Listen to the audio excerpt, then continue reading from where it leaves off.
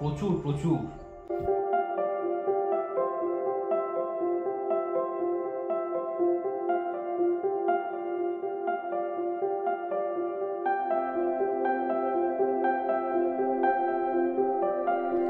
মাছটা খেলাম, দারুণ ছিল, ভেতরটা দারুণ সফট ছিল। Hello everyone, welcome back to my channel. আজকে বুধবার সকালে ঘুম থেকে উঠেই স্নান সেরে পুজোটা দিয়ে নিলাম। আর আমার ওই নতুন জবা গাছটাতে না বেশ ভালোই ফুল দিচ্ছে, তো ভাবলাম আজকে একটা ফুল ঠাকুরকে দিই। তো আমি একটা ফুল তুলেই ঠাকুরকে পুজো দিলাম। তো এখন আমি একটু বারান্দায় চলে এসেছি, কারণ আজকে সকালবেলা ঘুম থেকে উঠতে না একটু বেলা হয়ে গেছিল। এখন এই 9:30 10টা বাজে, পুজো হয়ে গেছে, স্নানও কমপ্লিট হয়ে গেছে। আর এখন একটুখানি গরম গরম চা বানিয়ে নিয়ে চলে এসেছি, বারান্দায় বসে চাটা খাবো। আর আজকে যেহেতু জামাই ষষ্ঠী, তো একটু স্পেশাল কিছু তো বানাবোই। তো দেশ থেকে এত দূরে আছি বলে মা আগের থেকেই বলে রেখেছিল যে অনির্বাণকে কিছু ভালো মন্দ রান্না করে খাওয়াতে। তো তার জন্য আমি কিচেনে এসে একটু বেগুন কেটে নিয়েছি আর ছোট ছোট করে আলু কেটে নিয়েছি। আলুর চচ্চড়ি করব, একটু লুচি বানাবো আর সাথে বেগুন ভাজা। আজকে হলো এই ব্রেকফাস্ট। যদিও ব্রেকফাস্ট বলাটা ভুল, আমি ব্রেকফাস্ট আর লাঞ্চ একসাথেই করব, তার জন্য একটু বেশি করেই সব কিছু বানাচ্ছি। কড়াই সাদা তেল নিয়ে কালো জিরো শুকনো লঙ্কা ফোড়ন দিয়ে এই আলুর তরকারিটা বানাচ্ছি। অনির্বাণকে যখন জিজ্ঞাসা করলাম তুমি লুচির সাথে কি খেতে চাও, তখন এক কথাতেই ও বলে দিল যে লুচির সাথে আমি সাদা আলু তরকারি খাবো। আলুটাকে ভালো করে ভেজে নিয়ে জল দিয়ে ফুটতে দিলাম। এদিকে লুচির ময়দাটা একটু মেখে নেব, তার জন্য আমি ময়ম দিয়ে নিলাম। তারপর গরম জল দিয়ে ময়দাটাকে ভালো করে মেখে নিলাম। লুচির ময়দাটা মাখার পর আমি একটুখানি ঢেকে রেখে দিই, 10 থেকে 15 মিনিট রাখি, তাতে না লুচিটা ভালো হয়। আর এদিকে আমি একটু বেগুন ভেজে নিচ্ছি। আলুর চচ্চড়িটা মোটামুটি রেডি হয়ে গেছে। তোমরা চাইলে এর মধ্যে একটু লাস্টে মিষ্টিও দিতে পারো। আমি মিষ্টি খাওয়া তরকারিতে প্রায় বন্ধই করে দিয়েছি বলে আর দিই না। বেগুনের জন্য আগেই একটা বাটিতে তুলে নিলাম। আর এদিকে আমাদের বেগুন ভাজাটাও হয়ে গেছে। আর আমি এক এক করে লুচিটা বেলা শুরু করে দিয়েছি। আমি যেহেতু তেল দিয়ে বেলতে পারি না, তো ময়দা দিয়ে আমি লুচিটা বেলে নিচ্ছি, তাতে আমি বেশ ভালো গোলও করতে পারি, খুব একটা প্রবলেম হয় না। আমি আগে একদমই লুচি করতে পারতাম না, মানে লুচি করলেও লুচিগুলো কোনোভাবে ফুলতো না, আর একটু বেশি পোড়া পোড়া হয়ে যেত। কিন্তু এখন করতে করতে না বেশ ভালোই লুচি বানাতে পারি। মাঝে মধ্যে যদি কখনো তাড়াহুড়োর মধ্যে থাকি, ধরো ময়দাটা ভালো করে মাখা হলো না বা লুচিটা ভালো করে বেলা হলো না, তাহলে আবার মাঝে মধ্যে লুচিগুলো ফোলে না। কিন্তু আজকে লুচিগুলো বেশ ভালোই দেখলাম ফুলেছে। একা হাতে বেলছি আর ভাজি বলে না প্রথম দিকে লুচিগুলো না ঠান্ডায় দেখলাম চুপসে গেছে। লুচি আবার ভাজার সাথে সাথে না খেলে তো ভালো লাগে না। তো আমি ওই জন্য অনির্বাণকে বললাম খেয়ে নিতে, কিন্তু ও বললো যে একসাথে সব ভাজা হওয়ার পরই নাকি আমার সাথে একসাথে বসে খাবে। এই যে অনির্বাণের খাবার রেডি, লুচি, আলুর তরকারি, বেগুন ভাজা, ফাটাফাটি। আর এইদিকে আমি আমার খাবারও নিয়ে নিয়েছি। খাওয়া দাওয়ার পর একটু ভালো মতোই রেস্ট নিয়ে নিয়েছিলাম। এবার কিচেনে চলে এসেছি রাতের যা যা রান্না হবে সেইগুলো করতে। তো দেখো এখানে আমি চিকেনটা কেটে ধুয়ে ভালো করে পরিষ্কার করে রেখেছি। আর এখানে আমি আজকে বানাবো চিংড়ি মাছের মালাইকারি। তো চিংড়ি মাছগুলোকেও ভালো করে ধুয়ে পরিষ্কার করে নিয়েছি। আর এখানে আমি চিংড়ি মাছে না এই কোকোনাট মিল্কটা ইউজ করি, এটা খুব ভালো হয়। মানে যখনই মালাইকারি করি তখনই এই কোকোনাট মিল্কটা ইউজ করি, এটা খেতে খুবই ভালো হয়। আর তার সাথে বানাবো চিকেন রেজালা আর ফিশের একটা স্টার্টার বানাবো। চিকেন রেজালা বানানোর জন্য টক দই, গোলমরিচ, নুন আর সাদা তেল দিয়ে প্রথমে চিকেনটাকে ভালো করে ম্যারিনেট করে নেব। ম্যারিনেট করে প্রায় 1 ঘন্টা মতো রেখে দেবো। আর এদিকে রেজালার জন্য একটা মশলা বানাবো। তার জন্য 1 চামচ জিরে, 1 চামচ মৌরি, 1 চামচ ধনে, শুকনো লঙ্কা, এলাচ, লবঙ্গ আর জয়িত্রী দিয়ে শুকনো খোলায় এগুলোকে একটু ভেজে নেব। মশলাটা যতক্ষণে ঠান্ডা হচ্ছে ততক্ষণে আমি চিংড়ি মাছের মালাইকারিটা বানানোর জন্য তেলের মধ্যে চিংড়ি মাছগুলোকে নুন হলুদ মাখিয়ে হালকা করে একটু ভেজে নেব। মাছটা ভেজে তুলে নেওয়ার পর ওই তেলের মধ্যে পেঁয়াজ, আদা, রসুন আর টমেটোকে আমি আগের থেকে একসাথে পেস্ট করে নিয়েছিলাম, সেই পেস্টটা ওর মধ্যে দিয়ে দিলাম। ওর মধ্যে দিয়ে দিলাম সব গুঁড়ো মশলা, ধনে গুঁড়ো, জিরে গুঁড়ো, লঙ্কা গুঁড়ো, হলুদ গুঁড়ো, সব কিছুকে দিয়ে একসাথে মিক্সড করে ওটাকে কষাতে দিলাম। আর এদিকে আমি চিকেন রেজালা বানানোর জন্য পেঁয়াজ, আদা, রসুনের আগে একটা পেস্ট বানিয়ে নিলাম। এবার একটু কাজু, পোস্ত বাটা, তিল আর আগের থেকে যে মশলাটা ড্রাই রোস্ট করে রেখেছিলাম সেটা দিয়ে ভালো করে মিক্সিতে একটা পেস্ট করে নেব। আর এদিকে আমাদের চিংড়ি মাছের মালাইকারির যে মশলাটা সেটা বেশ ভালো করে কষে দেখো তেল ছেড়ে গেছে। আর এর মধ্যে আমি কোকোনাট মিল্কটা দিয়ে দেবো, দিয়ে ভালো করে এটাকে একটুখানি কষিয়ে নেব, কিন্তু খুব হাই ফ্লেমে এটাকে কষাবো না, তাহলে কোকোনাট মিল্কের যে সুন্দর একটা গন্ধ সেটা কিন্তু চলে যাবে। কম আঁচে এটাকে রান্না করতে হবে। 2-3 মিনিট এটাকে একটু ভালো করে ফুটিয়ে নিলেই কিন্তু আমাদের চিংড়ি মাছটা রেডি হয়ে যাবে। আমি একটু হালকা জল দিয়েছিলাম। ফুটে গেলে ওর মধ্যে গরম মশলা আর অল্প একটু ঘি দিয়ে নিলেই কিন্তু আমাদের চিংড়ি মাছের মালাইকারি একদম রেডি। লাস্টে লঙ্কা দিতে ভুলে গেছিলাম বলে সার্ভ করার পর উপর থেকে এরকম কাঁচা লঙ্কা চিড়ে দিয়ে নিলাম। এবার আমি চিকেন রেজালাটা বানাচ্ছি। তার জন্য পেঁয়াজ আদা রসুন বাটাটা প্রথমে তেলে দিয়ে ওটাকে কষতে দেব।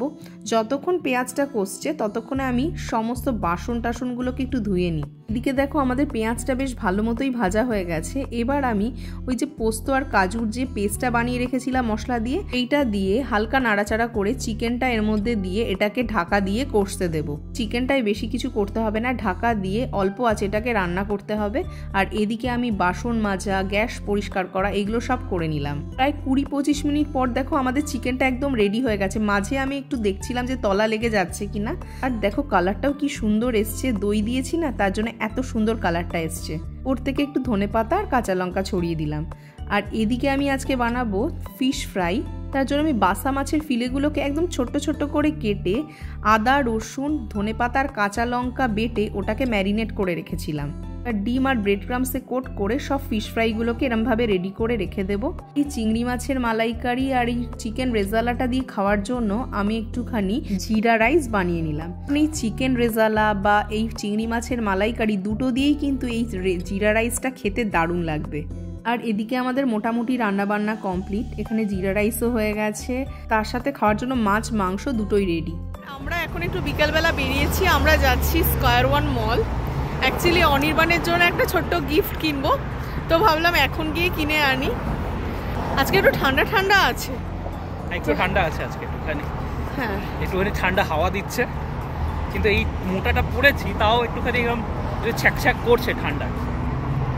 হ্যাঁ আজকে তো অনির্বাণেরই দিন, বেচারা আজকের দিনে কোনোভাবে আমরা কোনো বছরই ইন্ডিয়াতে জামাই ষষ্ঠীতে থাকতে পারিনি, এটা ব্যাড লাক।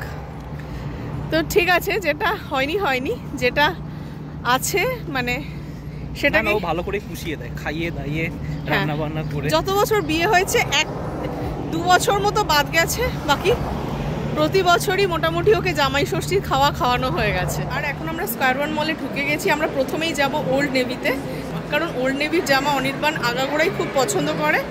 তো চলো প্রথমে আমরা ওল্ড নেভিতেই ঢুকি, আশা করি ওখান থেকে কিছু একটা পছন্দ হয়ে যাবে। কারণ অনির্বাণের জামা কাপড় কেনা নিয়ে একটু মানে টাইম নেয়। জামা কাপড় কিনতে আমার যেমন দেখলেই পছন্দ হয়ে যায়, ওর আবার একটু টাইম নিয়ে কিনতে হয়। তো আমরা ওল্ড নেভির সামনেই চলে এসেছি। মা আমাকে আগের থেকেই বলে দিয়েছিল যে অনির্বাণের জন্য ছোট্ট হলেও কিছু একটা কিনে রাখবি। তো আমি ভাবলাম যে তাহলে সামারে পরার জন্যই ওর একটা শার্ট কিনে দিই। আর এই নিচের ফ্লোরটায় হচ্ছে মেয়েদের সেকশন, উপরটা হচ্ছে ছেলেদের। তো আমরা প্রথমে উপরেই চলে যাব, নাহলে অন্যদিন কি হয় প্রথমে নিচটাতেই ঘোরাঘুরি করি, যেহেতু ওটা মেয়েদের সেকশন। এখানে উপরে উঠে দেখলাম ছেলেদের শার্টের ওপর 50% অফ দিচ্ছে। এগুলো সব সামার কালেকশন। আমি অনির্বাণকে বললাম তুমি এরকম ধরনের একটা শার্ট নাও, কারণ এখন যেহেতু আস্তে আস্তে গরম পড়ছে, তো এদিক ওদিক যেতে এই শার্টগুলো বেশ ভালোই কাজে লেগে যাবে।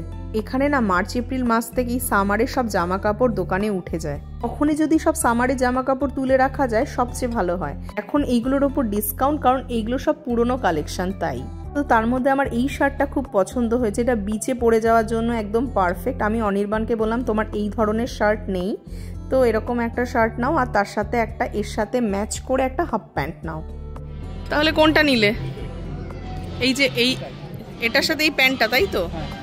আসলে এই টাইপের জামা অনির্বাণের আছে, এরকম টাইপের কম্বিনেশন নেই, তাই জন্য আমি বললাম এরকম টাইপেরই কিছু একটা নাও।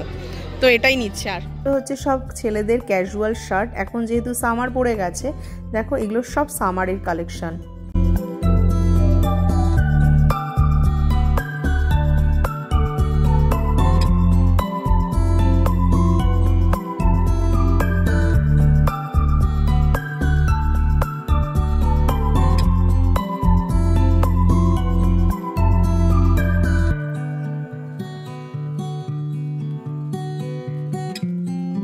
নিচে এসেই অনির্বাণ বলল আমি যখন কিনেছি তাহলে তুমিও একটা কিছু নাও। তো তার জন্য ও আমাকে একটা ফ্লোরাল প্রিন্টেড টপ চুজ করে দিল, যেটা আমার খুবই পছন্দ হয়েছে। ভীষণ কালারফুল ছিল টপটা, তো এই টপটাই আমি নিয়ে নিলাম। আর আমি বাড়ি চলে এসে না একটু ফ্রেশ হয়ে নিলাম, না হলে রান্না করেই ছুটেছি তো একটু টায়ার্ড লাগছিল, তো একটু ফ্রেশ হয়ে নিলাম। এখন ফিশ ফ্রাইগুলো ভাজবো, তারপর একটুখানি গুছিয়ে অনির্বাণকে খেতে দেবো। তো চলো এবার বাকি কাজটা সেরে নিই। এই তো এসে আমরা বাড়ি চলে এসেছি, এখন এসে এখন আম কাটছে আমার জন্য। আমি একা খাবো না, দুজনেই খাবো। আগে থেকেই বলে দিল। আমরা কি ভালো? আগেরটা তো একটু শক্ত ছিল, মানে মিষ্টি, কিন্তু হিমসাগর নয়, হিমসাগরের মতো তো মিষ্টি নয় এটা, কিন্তু খারাপ না, মোটামুটি ভালো। ঠিক আছে, আম হলেই হলো, ব্যাস। না, আম হলেই হলো না, মিষ্টি না হলে ভালো লাগে না। কি মাছটা বার করছো? মাছটা এতক্ষণে সেট হয়ে গেছে, এবার এটাকে এক এক করে ফ্রাই করবো। শুকিয়ে গেছে আর গরম হয়ে গেছে না তেলটা। ব্রেড ক্রামসে কোট করে কিন্তু ফিশ ফ্রাইগুলোকে যদি এয়ারটাইট কন্টেনারে রেখে যাওয়া যায় 3-4 দিন আরামসে থাকে। ফ্রাই খাওয়ার ইচ্ছা হলে ফ্রিজ থেকে বার করো আর ভেজে খাও। যদিও এটা রেগুলার করাটা ঠিক নয় শরীরের জন্য, তাও চাইলে করা যেতে পারে এইভাবে। ও মিনি ফিশ ফ্রাই, মানে ফিশ ফ্রাই বানিয়েছে, এটা ছোটো ছোটোই বানিয়েছে, ভালোই করেছে। রাত্রিবেলা খাওয়া তো, বড় হলে অত খাওয়ার সাথে খাওয়া যাবে না। ও এখন রেডি করছে আর আমি এখন মাঝখান থেকে একটা টেস্ট করছি। নুনটা কম হতে পারে। বাহ, চিবাতে পারছে না গরমে, একটু পরে খাও তাহলে। খুবই গরম, ধোয়া বেরোচ্ছে, কিন্তু তাতে কি আর লোককে আটকে রাখা যায়? কেন? গরম আছে কিন্তু সাবধান। আর আমাদের খাওয়ার টাইমে মা একটু ভিডিও কল হলো অনির্বাণের সাথে কথা বলার জন্য। কি করছো? এই তো এখন খাবো। এখন এই তো খাবার কি আইটেম করলো? প্রচুর আছে, সারাদিন রান্নাই করে গেল পুরো। সকালবেলা ছিল লুচি, আলুর দম, এখন করেছে জিরা রাইস। আলুর দম না, আলুর তরকারি। লুচি, আলুর তরকারি, এখন বেগুন ভাজা। আর বেগুন ভাজা। এখন করেছে জিরা রাইস, ফিশ ফ্রাই, তারপরে করেছে চিংড়ি মাছের মালাইকারি, চিকেন রেজালা, আম আছে, শসা আছে, আর মিষ্টি আছে, আর পরে আছে ম্যাঙ্গো আইসক্রিম। মাকে ফিশ ফ্রাইটা একবার দেখাও। হ্যাঁ, অনেক ফিশ ফ্রাই করেছে। এই যে এটা বড় ফিশ ফ্রাই। ঠিক আছে মা, আমরা এখন খাওয়া দাওয়া সেরে নিচ্ছি। হ্যাঁ, খাওয়া দাওয়া করো। ঠিক আছে, এখন আমি খাওয়া দাওয়া করবো। ঠিক আছে, ভালো থেকো। হ্যাঁ, টাটা। বাড়ির থেকে এত দূরে থাকি বলে এই সব অকেশনগুলো না আমরা খুবই মিস করি। তো আমার বাবা বলেছিল কোনো কিছু নিয়ে মন খারাপ না করে যেটা করতে পারবি সেটাই আগে কর। তার জন্য বাবা থাকাকালীনই আমি শুরু করে দিয়েছিলাম এরকমভাবেই বিদেশেই জামাই ষষ্ঠী পালন। যদিও এটা আমার মায়ের করার কথা, কিন্তু মা বাবার হয়তো ছেলেমেয়েরা অনেক কিছুই করে, এটা নয় করেই দিলাম আমি। যে জিনিসটা আমি পাচ্ছি না সেটা নিয়ে দুঃখ না করে যে জিনিসটা করে আমি আনন্দ পেতে পারি, আমার মনে হয় সেটা করাই ভালো। মাছটা খেলাম, দারুণ ছিল, ভেতরটা দারুণ সফট ছিল। আর এখন আমি পুরো ভাতটা একদম পুরো আমি চিংড়ি মাছ দিয়ে মেখে নিয়েছি। এবার মাংস দিয়ে আমি আবার ভাত নেবো। আর চিংড়ি মাছটা দারুণ আছে। তুমি ফিশ ফ্রাইটা কেমন ছিল? ফিশ ফ্রাইটা দারুণ ছিল, ভেতরটা খুব সফট ছিল। ঠিক আছে, খাও। এরকম কোনো স্পেশাল দিনে যদি অনির্বাণকে রান্না বান্না করে গুছিয়ে খেতে দিই না, ও খুব আনন্দ পায়, খুব খুশি হয়। খাওয়া দাওয়ার পর আমার কাছে একটা ম্যাঙ্গো র্যাশবেরি আইসক্রিম ছিল, সেটাই এখন খাবো। আমাদের জামাই ষষ্ঠীর খাওয়া দাওয়া বেশ ভালোই হলো। আর আমি আমার ভিডিওটা আজকে এখানেই শেষ করছি। ভিডিও ভালো লাগলে লাইক, কমেন্ট, শেয়ার করে দিও। আর তোমরা যদি কেউ আমার চ্যানেলে নতুন হও তাহলে অবশ্যই আমার চ্যানেলটাকে সাবস্ক্রাইব করে দিও।